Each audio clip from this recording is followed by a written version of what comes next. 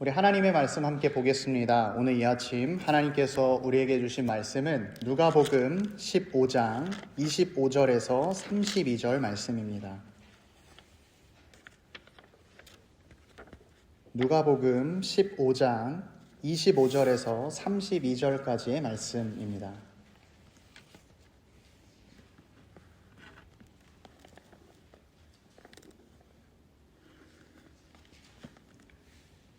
우리 다 찾으신 줄 알고 하나님의 말씀 한 목소리로 봉독토록 합니다.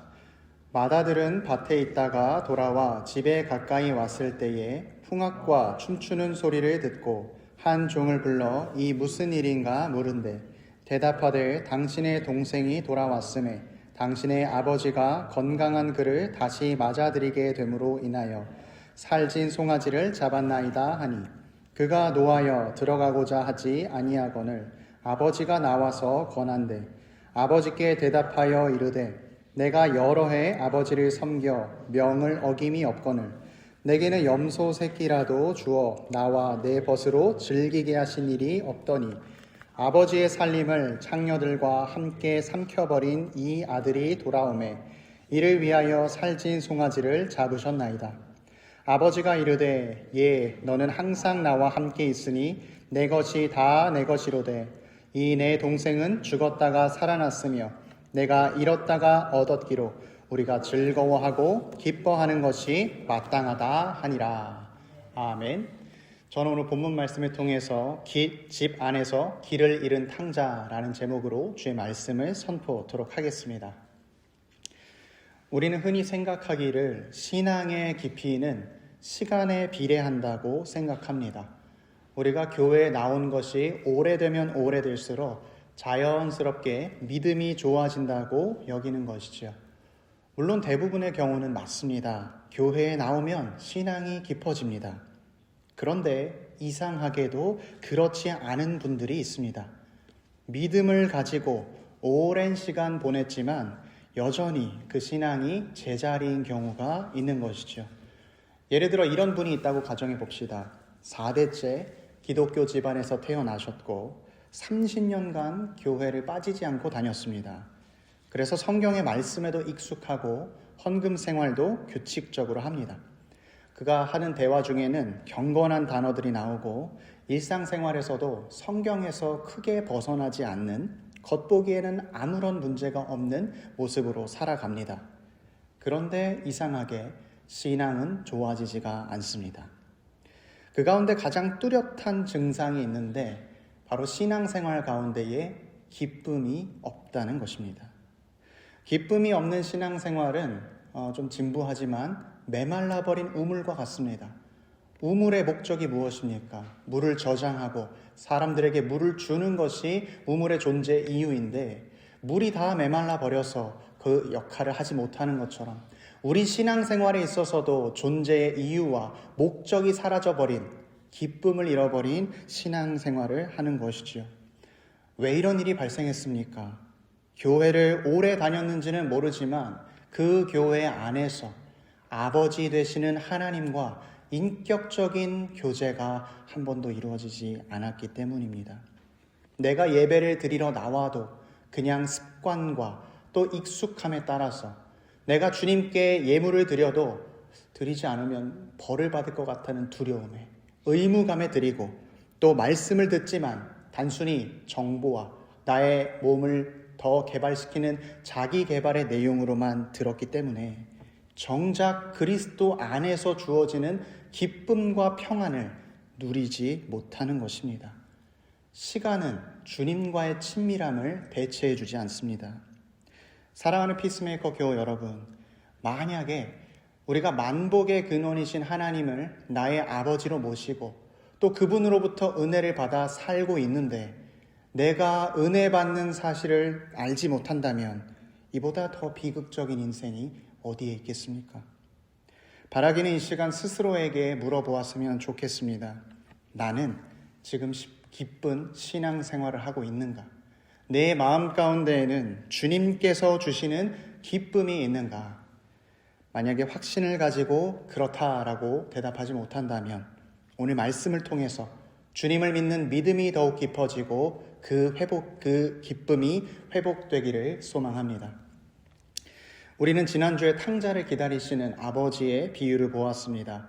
그런데 오늘 본문을 이어서 읽게 되면 이 비유에는 탕자가 한 명이 아니라는 사실을 알게 됩니다. 둘째 아들만 아버지의 마음을 아프게 하고 몰라서 행동하는 줄 알았는데 이 첫째 아들 역시 아버지의 마음을 아프게 하기 때문입니다. 굳이 이 두 아들 간의 차이점을 찾아본다면 둘째는 집을 나갔다가 들어온 것이고 첫째는 집에 있었지만 집 안에서 길을 잃어버린 것입니다. 집 안에 있었다고 해서 아버지의 마음을 다 아는 것은 아니었습니다. 어떻게 보면 둘째 아들보다 큰 아들의 문제가 더 심각하다고 볼 수도 있습니다. 왜냐하면 그는 자기 스스로에게 문제가 있음을 전혀 알지 못했기 때문입니다. 오늘 말씀의 큰 아들은 단순히 비유의 인물이 아닙니다. 그는 믿음을 가졌으면서도 기쁨을 잃어버리고 자기가 기쁨을 잃어버렸다는 사실조차 모른 채 살아가는 신자들의 이야기입니다.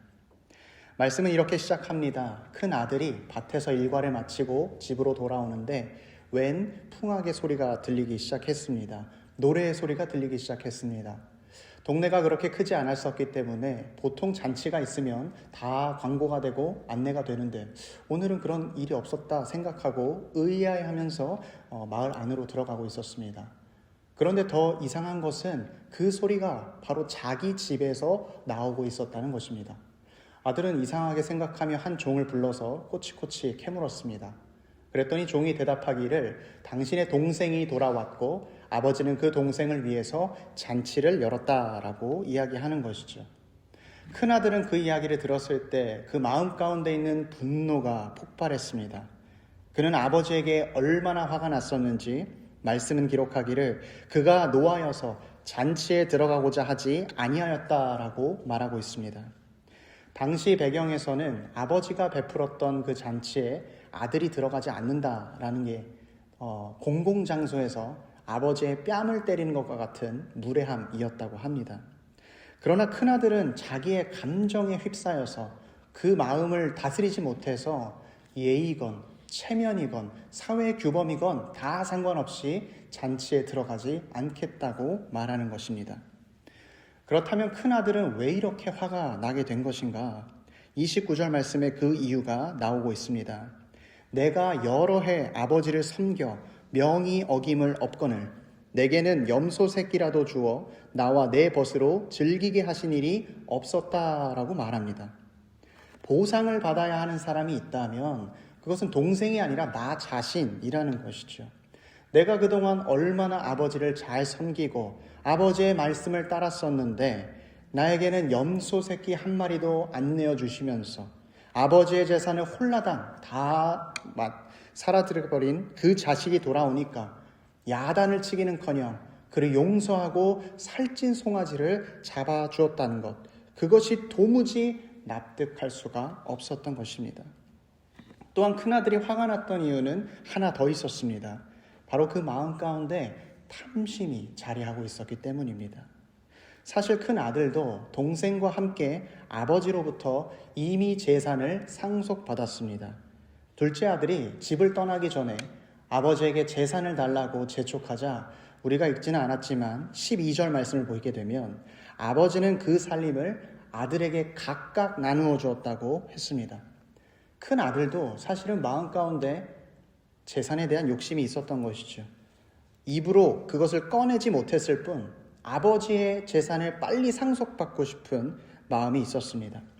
만약에 그가 정말로 재산이 아니라 아버지를 생각했다면 동생을 타이르고 동생을 혼내서라도 그렇게 하지 말아야 된다 말했겠지만 그는 아무 말 없이 아버지로부터 재산을 상속받았습니다.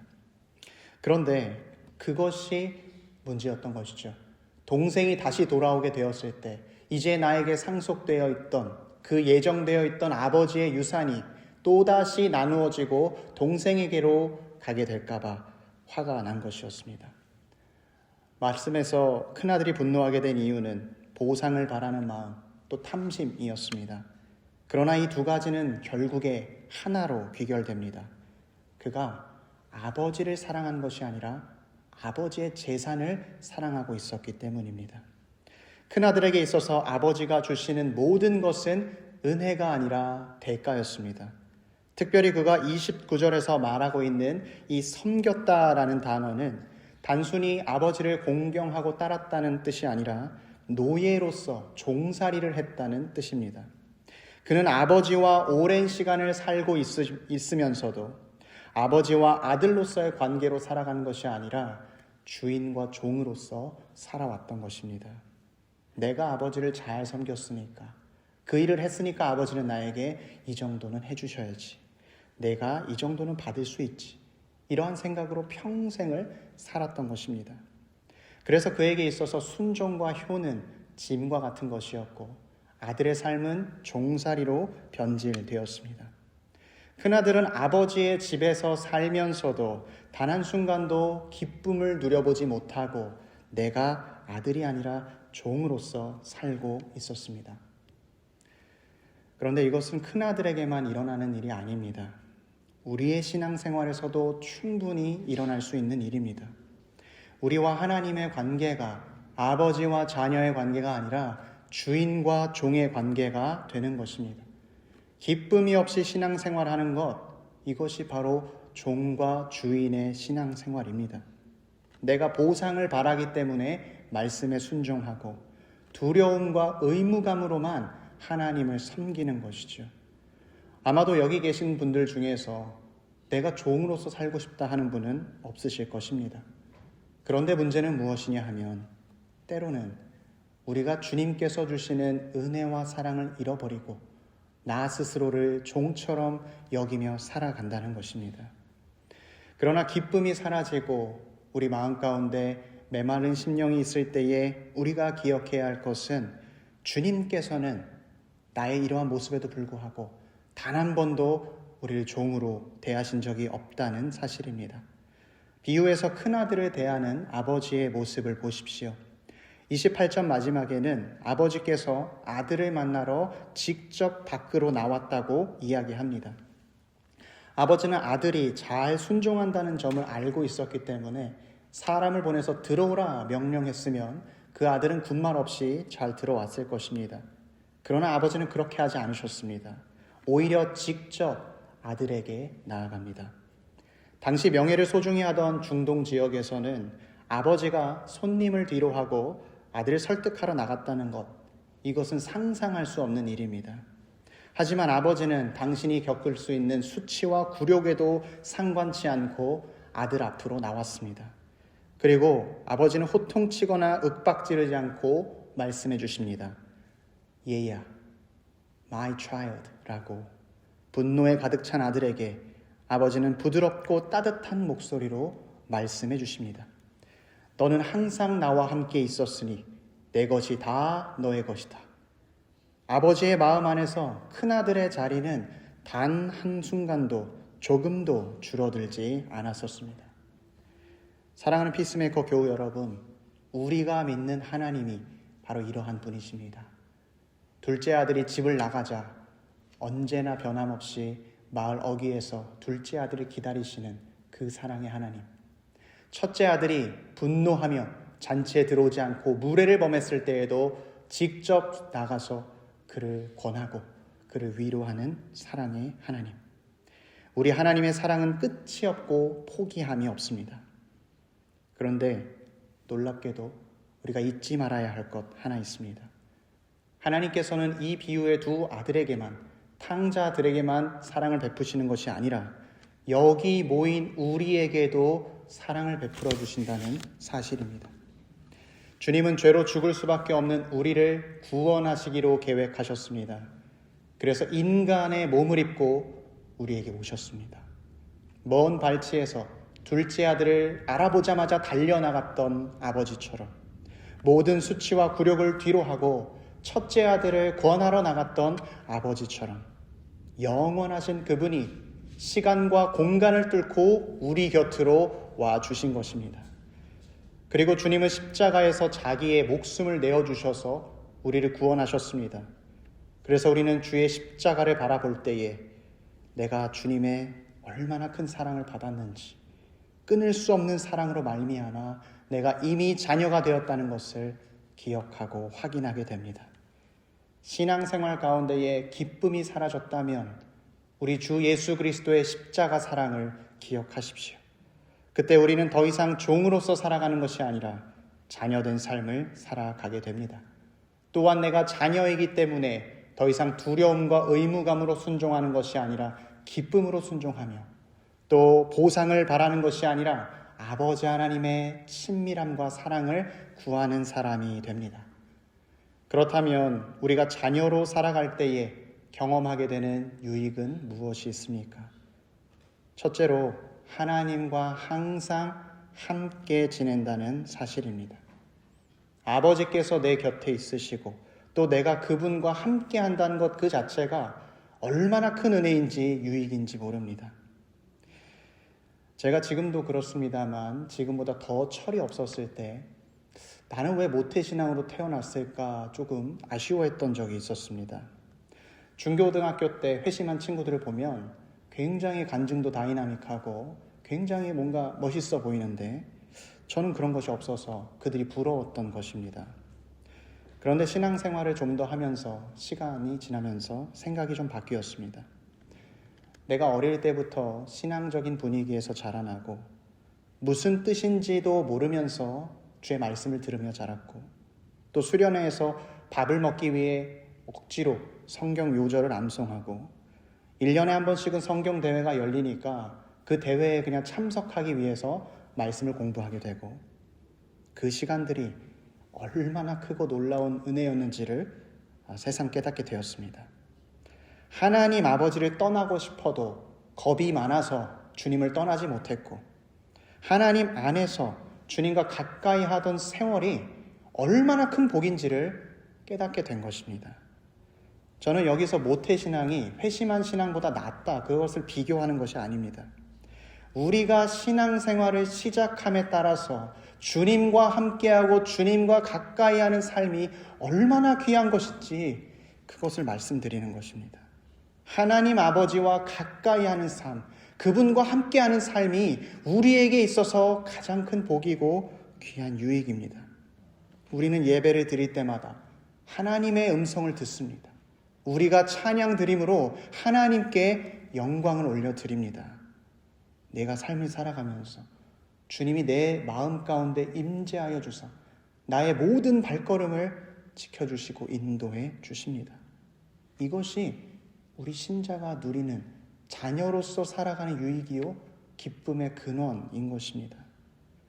그런데 자녀로서 살아가는 삶, 그 은혜의 삶은 여기서 끝나지 않습니다.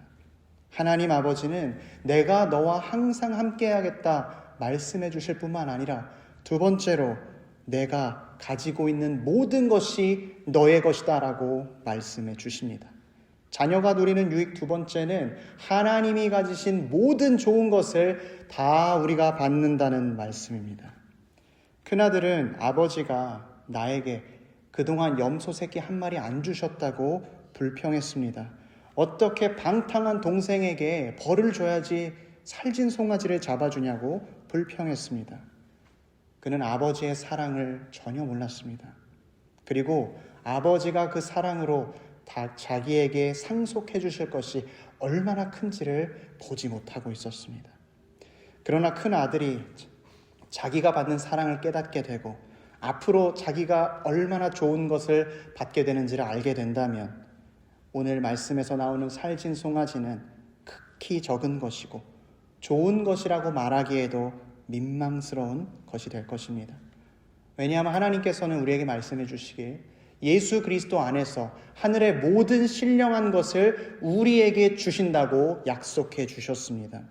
그래서 바울 사도는 이것을 강조하여서 로마서 8장 32절 말씀에서 아들을 아낌없이 내어주신 그 하나님께서 그 아들을 내어주신 것처럼 우리에게 모든 것을 은사로 주시지 아니하겠느냐 이야기한 것입니다.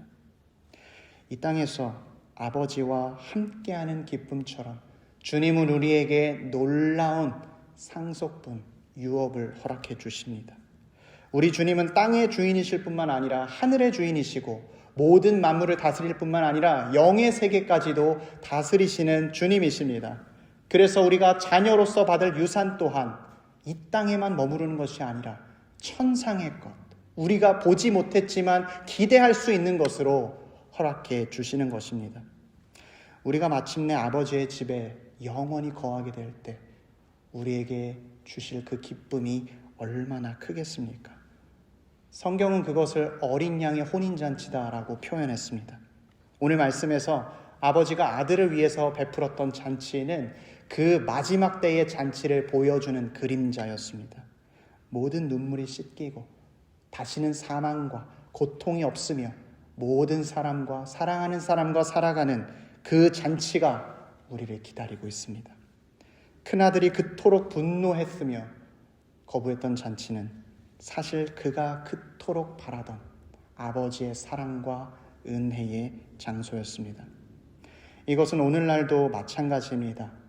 하나님의 자녀는 이 땅에서 예배 가운데 평안과 기쁨을 맛보고 마지막 날 그 복된 잔치에서 이전의 예배에서 맛보았던 그 기쁨의 실체를 경험하는 것이고 누리게 되는 것입니다.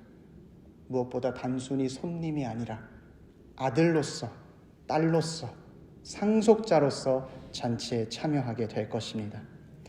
사랑하는 피스메이커 교우 여러분, 예수님은 오늘 비유의 말씀을 마치시면서 마지막에 특별히 결론을 맺지 않으셨습니다. 큰아들이 아버지의 이 권함에 따라서 잔치에 들어갔는지 끝내 문 밖에 서서 기다리고 있었는지 성경은 이야기하지 않습니다.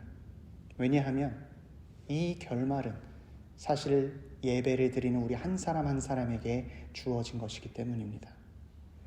혹시 이 자리에서 오랜 신앙생활을 했지만 기쁨이 사라져버린 분이 계십니까? 어느 순간 의무와 규칙으로만 신앙생활하는 분이 계십니까? 다른 사람이 은혜 받는 것을 보면 속상하고 화가 나는 분이 계십니까? 그렇다면 오늘 주님께서 우리에게 주신 말씀을 들으십시오.